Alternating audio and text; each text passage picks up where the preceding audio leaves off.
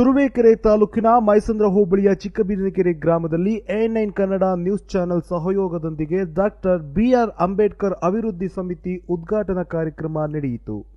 ಸಂಘದ ನಾಮಫಲಕ ಅನಾವರಣಗೊಳಿಸುವ ಮೂಲಕ ಅಖಿಲ ಭಾರತ ದಲಿತ ಕ್ರಿಯಾ ಸಮಿತಿ ರಾಷ್ಟ್ರೀಯ ಅಧ್ಯಕ್ಷರಾದಂತಹ ಡಾಕ್ಟರ್ ಚೀನಾ ರಾಮು ಮತ್ತು ಬೆಮೆಲ್ ಕಾಂತರಾಜ್ ರವರು ಕಾರ್ಯಕ್ರಮ ಉದ್ಘಾಟಿಸಿ ಚಾಲನೆ ನೀಡಿದರು.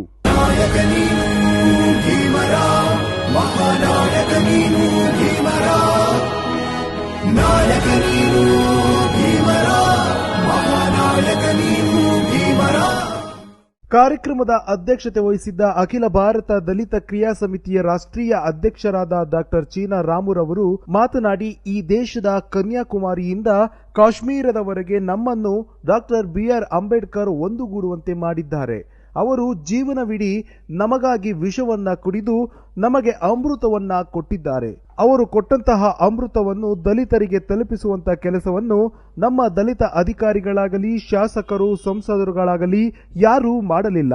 ಅವರು ಕೊಟ್ಟಿರುವ ಮೀಸಲಾತಿಯನ್ನ ಪಡೆದುಕೊಳ್ಳುವುದಕ್ಕೆ ಅಡ್ಡಿಪಡಿಸುತ್ತಿರುವ ಶತ್ರುಗಳು ಬೇರೆ ಯಾರೂ ಅಲ್ಲ, ನಮ್ಮ ಜಾತಿಯಲ್ಲಿರುವ ಅಧಿಕಾರಿ ವರ್ಗ ಮತ್ತು ಮೀಸಲಾತಿ ಪಡೆದು ಮೇಲೆ ಬಂದಿರುವ ಜನಪ್ರತಿನಿಧಿಗಳೇ ಎಂದರು. ವಿಷಾನೇ ಕುಡಿದ್ರು, ನಮಗೆ ಅಮೃತ ಬಿಟ್ಟೋದ್ರು. ಈ ಅಮೃತಗಳನ್ನ ನೇರವಾಗಿ ಬಡವರಿಗೆ ತಲುಪಬೇಕಾದಂತ ಕೆಲಸವನ್ನ ನಮ್ಮ ಸಂಘಟನೆಗಳಾಗಲಿ, ನಮ್ಮ ರಾಜಕಾರಣಿಗಳಾಗಲಿ, ನಮ್ಮ MLAಗಳು, MP ಗಳು ಯಾರು ಮಾಡಲಿಲ್ಲ ಇದುವರೆಗೂ.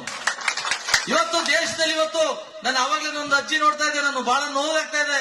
ವಯಸ್ಸಾದಂತವರು ಬಂದು ಕೂತಿದ್ದಾರೆ, ಏನ್ ಮಾತಾಡ್ತಾರೋ, ಏನ್ ಬಂದಿದಾರೋ, ಯಾರೋ ಚೀನಾರಾಮ ಅಂತ ಬರ್ತಾರಂತೆ, ನೋಡ್ಬೇಕು ಅನ್ನೋ ಆಸೆಯಿಂದ ಬಂದಿದ್ದಾರೆ. ನನ್ನ ದೊಡ್ಡಮ್ಮ ಚಿಕ್ಕಮ್ಮ ಎಲ್ಲಾನು.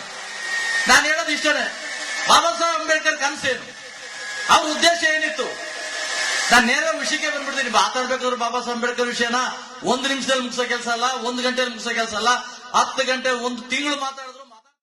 ಇದೇ ಸಮಯದಲ್ಲಿ ವಿಧಾನ ಪರಿಷತ್ ಸದಸ್ಯರಾದ ಬೆಮೆಲ್ ಕಾಂತರಾಜ್ ಮಾತನಾಡಿ, ಈ ಗ್ರಾಮದಲ್ಲಿ ಸಂಘವು ಸ್ಥಾಪನೆಯಾಗ್ತಿರುವುದು